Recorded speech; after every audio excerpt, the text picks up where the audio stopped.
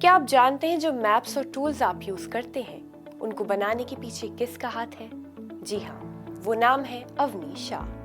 Google کی سب سے پربھاوشالی leaders میں سے وہ ایک ہے، جنہیں حال ہی میں گوگل کے سی ای او سندر پچائی نے گوگل فار ایجوکیشن کی ذمہ داری سونپی ہے، جو گوگل کے پروڈکٹس، ٹولز اور سروسز کا ایک گروپ ہے جو خاص طور سے ایجوکیشنل سیکٹر کے لیے ڈیزائن کیا گیا ہے۔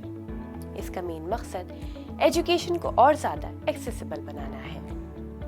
ان سب کے کاموں میں اہم کنٹریبیوشن دینے والی شخص اونی شاہ گوگل کی وائس پریزیڈنٹ ہے اور 2003 میں گوگل میں شامل ہوئیں اور سرچ، میپس اینڈ لوکل اور کروم جیسے کور پروڈکٹس میں الگ الگ رولز پر رہیں۔ انہوں نے گوگل کو ڈیجیٹل انکلوژن پر دھیان دینے کے لیے بھی پریرت کیا۔